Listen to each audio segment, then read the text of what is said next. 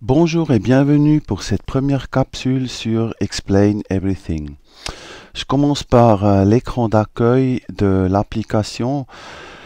Il apparaît dès que vous lancez Explain Everything. Tout en haut à gauche, vous pouvez créer un nouveau projet. Il y a le plus, ça vous crée un nouveau projet vierge. Le deuxième bouton serait de créer un nouveau projet à partir d'un fichier existant, par exemple à partir d'un PDF ou bien d'une présentation PowerPoint. Pour l'instant, ne l'utilisez pas cette possibilité. Le troisième bouton serait pour exporter des projets vers YouTube, etc. C'est ce qu'on va voir ultérieurement. Donc, je commence un nouveau projet en appuyant sur le plus et puis je peux choisir le jeu de couleurs. Là je prends le tout simple avec un écran blanc et je peux tout de suite commencer à écrire dessus. Pour enregistrer, c'est tout en bas à droite. Vous voyez, il y a la petite maison.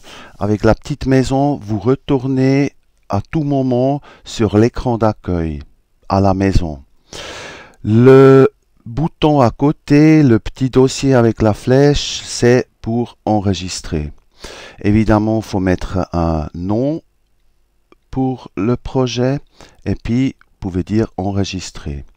Je retourne sur l'écran d'accueil et puis il y a le nouveau fichier test qui s'est sauvegardé ici.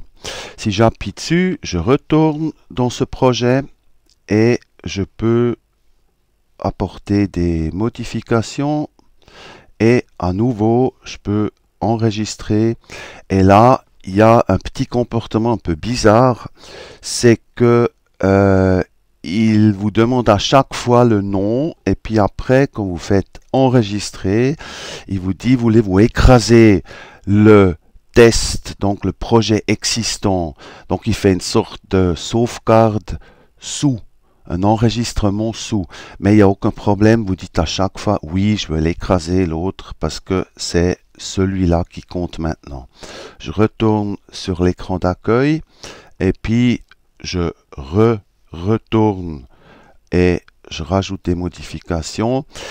Et si jamais vous voulez retourner sur la page d'accueil, sur la maison, donc évidemment il vous demande, vous avez fait des modifications, voulez-vous les enregistrer? Si jamais vous avez fait des erreurs, ben, c'est très pratique, on peut dire non.